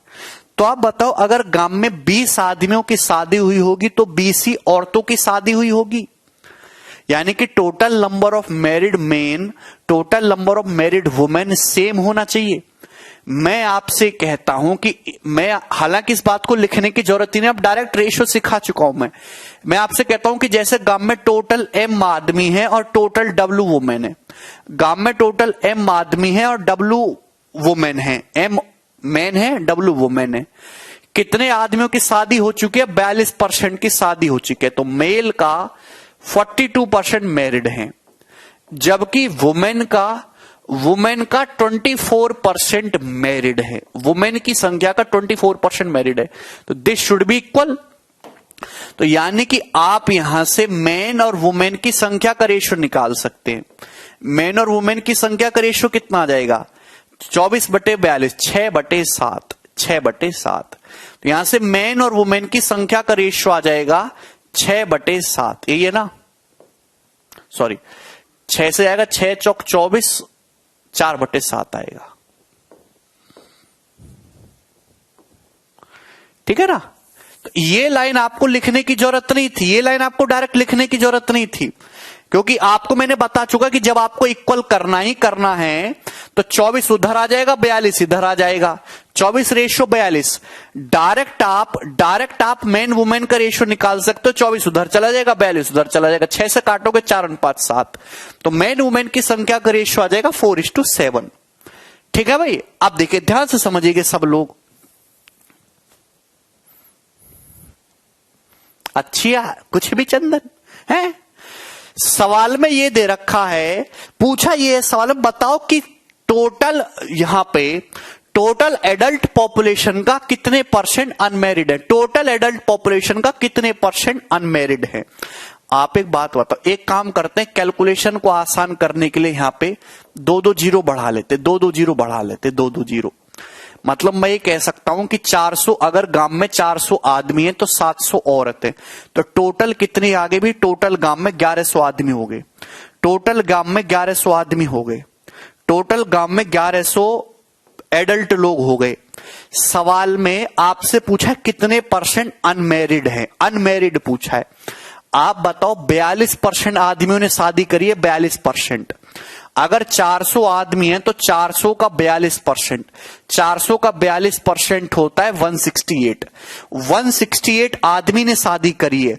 अगर 168 मैन ने शादी हुई है तो 168 औरतों की शादी हुई होगी। तो गांव में मैरिड एडल्ट कितने? ये मैरिड लोग हैं। अबे जितने मैरिड मेल है उतने ही मैरिड फीमेल है। अगर गांव में 168 मैन की शादी हुई है तो 168 वुमेन की भी शादी होगी। 700 का 24% भी 168 होता है। 700 औरत है, 24% शादी करी, 168। तो 168 प्लस 168, 2 into 168 मैरिड हैं। अरे बोलो, तो 1100 में से इतने लोग मैरिड हैं। परसेंटेज में कितना है जी? 100%। इतने लोग मैरिड हैं टोटल। तो ये काट लीजिए यहां से, कितना आ जाएगा? 336/11। 336/11% ये मैरिड लोग आ गया। तो कितना आ जाएगा अप्रोक्स? 11 तिया 33 है भी, फिर 0, 11 पंजे 55, 30.55%। तो अप्रोक्स टोटल पॉपुलेशन का 30.55% मैरिड है। अप्रोक्स कितना मैरिड है? टोटल पॉपुलेशन का 30.55, एडल्ट पॉपुलेशन का 30.55% मैरिड है। अगर इतने मैरिड हैं तो अनमैरिड कितने होंगे? 100% में से घटा दो। अबे टोटल तो 100% होता है, 100% में से इतने % शादीशुदा हैं। तो भैया बिना शादी के कितने, इसको घटाओ तो 100 में से घटाएंगे तो 69.45% आएगा, और ये उत्तर है।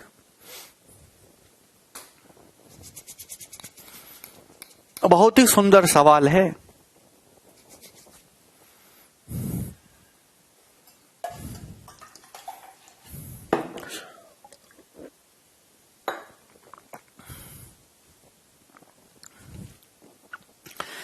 अब मैन और वुमेन की संख्या का रेशियो आ गया 400-700।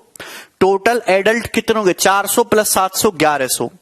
आदमी कितने शादीशुदा है, 42%। तो 400 का 42%, 168 आदमियों की शादी हुई है, 168 ही औरतों की शादी होगी। 700 का 24%, 168 औरतों की शादी हुई है। 168 आदमी, 168 औरत, निकालने की जरूरत नहीं थी अलग अलग वैसे। तो टोटल कितने लोग शादीशुदा हैं, 2 इंटू 168। 1100 में इसे इतने लोग शादीशुदा हैं तो परसेंटेज में 30.55। बाकी अविवाहित कितने, 100 में से घटा दो, कुछ नहीं हो सकता तुम्हारा। आगे बढ़ो, सवाल नंबर 27।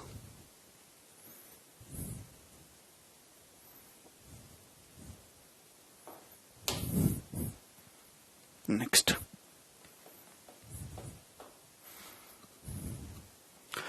बहुत बेहतरीन सवाल आपके सामने आ चुका है, बहुत जबरदस्त क्वेश्चन।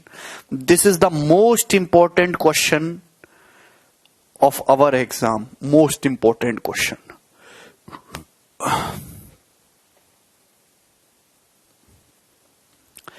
सवाल में दे रखा है कि एक गांव की जनसंख्या 9800 है। The population of A village was 9800 in a year with the increase in the population of male by 8%। एक साल में आदमी की पॉपुलेशन वो 8% बढ़ गई, फीमेल पॉपुलेशन 5% बढ़ गई, और गांव की पॉपुलेशन बढ़ के 10,458 हो गई। मतलब पहले 9800 थी, अब 10,458 हो गई। तो आप बताइए, what was the number of male in the village before increase. Increase होने से पहले गांव में कितने मेल थे। आनंद कह रहे alligation is the best method for this, alligation is कचरा मेथड फॉर दिस। मैं आपको बता रहा हूं इस सवाल को करने का, ऐसे हर एक सवाल को करने का बेस्ट तरीका है परसेंटेज ब्रेक मेथड। परसेंटेज को ब्रेक करना सीखे, थोड़ा पेशेंस रखो, आपको समझ में आएगा। परसेंटेज ब्रेक मेथड सभी लोग ढंग से समझिएगा। एक गांव की जनसंख्या 9800 थी, इसका मतलब क्या है कि मेल प्लस फीमेल टोटल मिला के कितने हैं गांव में, 9800 लोग हैं। मेल प्लस फीमेल मिलाकर टोटल कितने हैं, 9800 लोग हैं। परसेंटेज ब्रेक मेथड बोलो या डेविएशन बोलो, यूजर एक ही बात है। हुआ क्या, एक साल में आदमी जो मेल है, मेल पॉपुलेशन कितनी बढ़ी है, 8%। फीमेल पॉपुलेशन जितनी पहले थी उससे 5% बढ़ गई, फीमेल पॉपुलेशन जितनी थी उससे 5% बढ़ गई, और गांव की जनसंख्या बढ़ गई 10,458। गांव की जनसंख्या 98 से 10,458 होगी, तो कितनी बढ़ी है, 200 और 458। गांव की जनसंख्या बढ़ी है 658। गांव की जनसंख्या बढ़ी है 658। गांव की जनसंख्या कितनी बढ़ी है, 658। आप एक बात समझो, ये 8% है, 5% है। आपसे पूछा गांव में पहले आदमी कितने थे, क्या 8% को ब्रेक करके आप ऐसे नहीं लिख सकते 5% प्लस 3%। क्या 8% को ब्रेक करके ऐसे नहीं लिखा जा सकता 5% प्लस 3%। बोलो हाँ लिख सकते हैं, 5% प्लस 3% लिख सकते हैं। मैंने आपको कल ही समझाया 1 घंटा भर लेके कि गांव में आदमी, अगर गांव में मैन 5% बढ़ जाए, औरत 5% बढ़ जाए, मेल भी 5% बढ़ जाए, फीमेल भी 5% बढ़ जाए, आदमी भी 5% बढ़ जाए, फीमेल भी 5% बढ़ जाए, तो गांव की ओवर पॉपुलेशन भी 5% बढ़ जाएगी, गांव की कुल जनसंख्या भी 5% बढ़ जाएगी। तो 9800 गांव की जनसंख्या है, 5%, 9800 का 5% कितना होता है जी, 10%, 980। तो 5% आधा 490, तो गांव की जनसंख्या 490 बढ़ जाएगी। अगर आदमी भी 5% बढ़ेगा, औरत भी 5% बढ़ेगी, तो गांव की जनसंख्या कितनी बढ़ेगी? 5%। तो 9800 का 5%, गांव की जनसंख्या बढ़नी चाहिए 490। पर एक्चुअल में गांव की पॉपुलेशन बढ़ी कितनी है भाई? गांव की पॉपुलेशन बढ़ी है 658। गांव की पॉपुलेशन कितनी बढ़ी है? 658। गांव की पॉपुलेशन कितनी एक्स्ट्रा बढ़ी है? 8। 15 में से 9 गया 6, 168। गांव की पॉपुलेशन कितनी एक्स्ट्रा बढ़ी है? 168। 168 पॉपुलेशन एक्स्ट्रा बढ़ी है गांव की। ये 168 एक्स्ट्रा कहां से आया? ये 168 एक्स्ट्रा कहां से आया? कहां से आया 168 एक्स्ट्रा?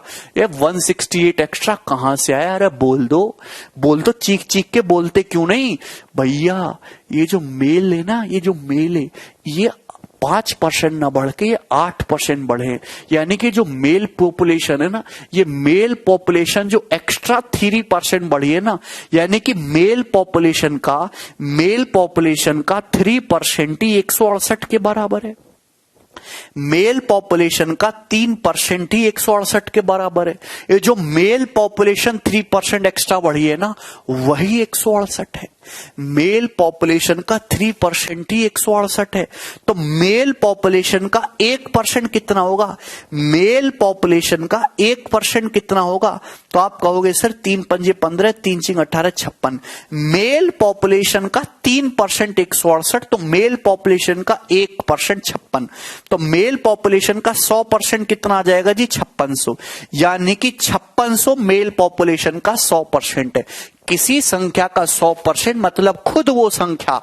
तो मेल पॉपुलेशन का 100% 5600, यानी कि मेल कितने गांव में? तो गांव में मेल है भैया मेरे 5600। तो गांव में इनिशियल थे 100% 5600, अब बढ़ के कितने हो गए? 108%। अरे क्लियर है? तो ये इनिशियल वैल्यू आएगी 100%, इनिशियल वैल्यू बढ़े 8, तो फाइनल वैल्यू हो जाएगी मेल की 108%। मैंने मेल पॉपुलेशन का 100% निकाला 5600। तो गांव में स्टार्टिंग में कितने आदमी थे? 5600 आदमी थे, और ये पूछा है, बी ऑप्शन।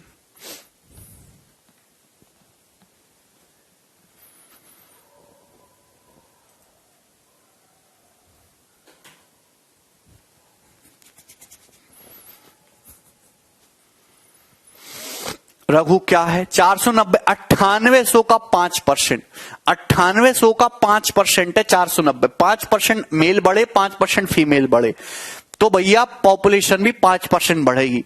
9800 का 5% कितना होता है? 9800 का 5% कितना होता है? 490 ही तो होता है। तो 490 बढ़नी चाहिए पॉपुलेशन, बढ़ी है 658। कितनी एक्स्ट्रा बढ़ी है? 168। 168 जो है मेल का 3% है, 100% पूछा है। गलत कर रहे हो रघु आप। रेशो से कैसे होगा? रे रेशो ही तो है ये। हर सवाल रेशो से थोड़ना होगा, हर सवाल परसेंटेज से थोड़ना होगा। 5600 मेल आया। अगर फीमेल पूछता तो टोटल 9800, तो 4200 आ जाता। 9800 में से 5600 घटा दो, 4200।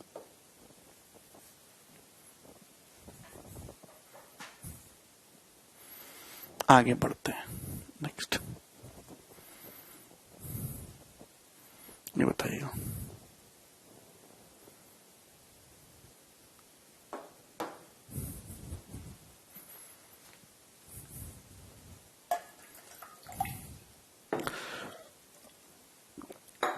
केवल कैलकुलेशन ही करते रह जाओगे एलिगेशन से, केवल कैलकुलेशन।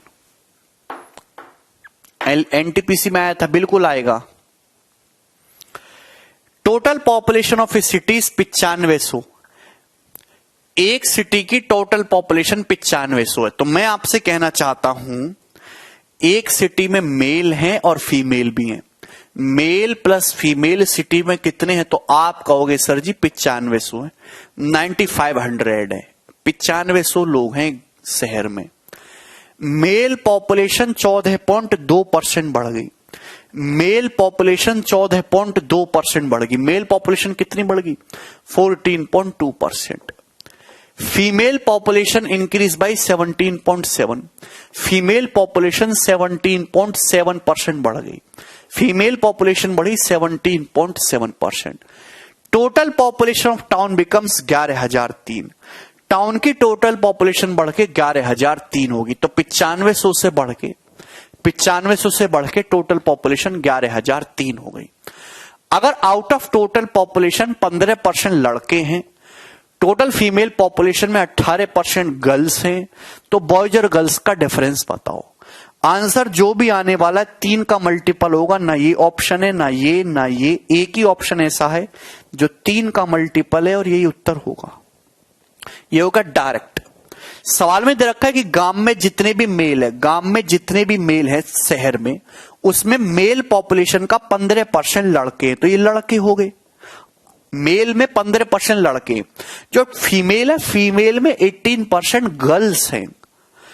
तो आपसे बॉयज और गर्ल्स का डिफरेंस पूछा। जब भी आप डिफरेंस निकालेंगे, देखिए मेल और फीमेल इंटीजर होता है, मेल और फीमेल इंटीजर होता है। इस गांव में 100 है, 200 है, 300 है, दशमलव या फ्रैक्शन में नहीं होता। आप बताओ 15 में भी 3 छुपा है, 18 में भी 3 छुपा है, तो ये पूरी संख्या 3 का मल्टीपल होगी ना। और एक ही ऑप्शन ऐसा जो 3 का मल्टीपल है।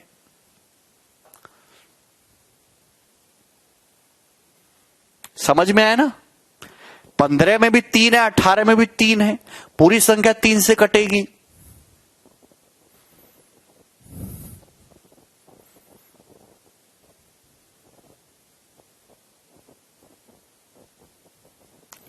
अगर आपको क्वेश्चन सॉल्व करना है तो कैसे करेंगे, ध्यान से देखिए।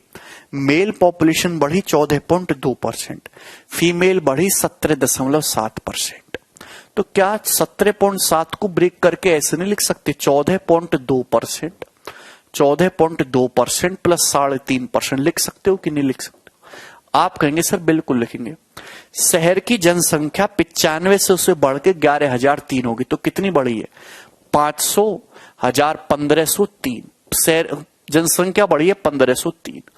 शहर की पॉपुलेशन कितनी बढ़ी है भाई? 1503 बढ़ी है, 1503। अब ध्यान से सुनिएगा, मैं आपसे कहता हूं अगर किसी गांव में, अगर किसी शहर में मेल भी 14.2% बढ़े, फीमेल भी 14.2% बढ़े, तो ओवरऑल जनसंख्या भी 14.2% बढ़नी चाहिए कि नहीं बढ़नी चाहिए? अगर मेल भी 14.28% बढ़े, फीमेल भी 14.28% बढ़े, तो ओवरऑल पॉपुलेशन भी 14.28% बढ़ेगी ना। तो 9500 का 14.28% कितना होता है? बताइए भैया, बोलो, एनी प्रॉब्लम? तो 9500 का 14.28% देखिए, 9500 का 10% 950, 4% निकालोगे तो 360, और 4 पंजे 20, 380, और 0.2% निकालोगे तो ये तुम्हारा 4% है, 2% निकालोगे तो 38, और 0.2 निकालोगे, सॉरी 4% है तो 2% निकालोगे तो यहां पे 190, 0.2 19, ये आ जाएगा। 9 8 1 9 5 14 का 4, 9 1 10 3 13, 1349 1349। ये पहले मैंने क्या करा? पहले मैंने 10% निकाला, फिर 4% निकाला, फिर 0.2% निकाला, जोड़ लिया 1349। ऐसे होता है।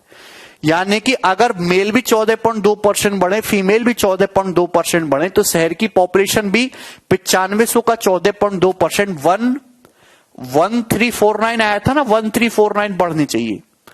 पर शहर की पॉपुलेशन बढ़नी चाहिए 1349, बढ़ी कितनी है? 1503। तो शहर की पॉपुलेशन कितनी एक्स्ट्रा बढ़ी? एक्स्ट्रा कितनी बढ़ी? 13 में से 9 गया 4, 9 में से 4 गया 5, 154। तो शहर की पॉपुलेशन 154 एक्स्ट्रा बढ़ी है।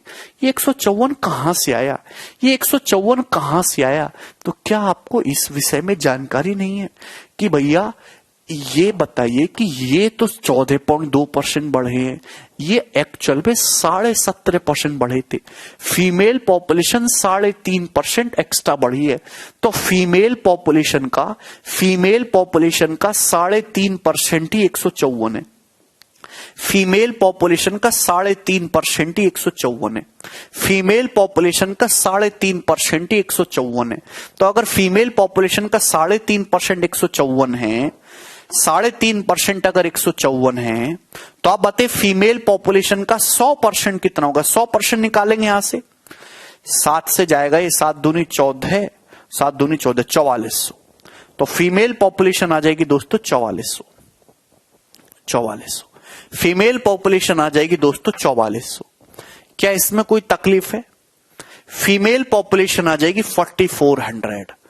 तो शहर की जो जनसंख्या है इनिशियली फीमेल कितनी थी? 4400। तो फीमेल निकालनी हमने 4400। तो मेल कितने आ जाएंगे दोस्तों? 5100। 5100 और 4400 9500 होता है ना। 3.5% 154 है तो 100% 4400 आ जाएगा। ठीक, एनी प्रॉब्लम? No problem. आपसे पूछा है तो मेल 5100 का 15% कितना हो जाएगा? 765। फीमेल 4400 का 18% कितना हो जाएगा? 720।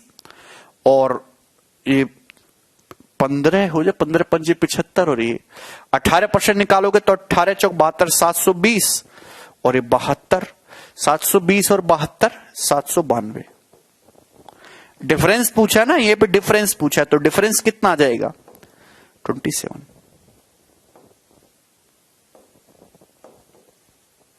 बड़ी संख्या में छोटी संख्या घटाएंगे। ठीक है,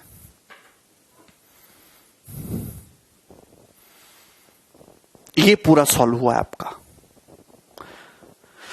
तो आपको परसेंटेज ब्रेक मेथड समझ में आया है कि नहीं? इस पे मैंने 2 सवाल और डाल रखे हैं, वो भी सॉल्व करके देखना जरा खुद से। ठीक है ना? चलिए बाकी कल कराता हूं।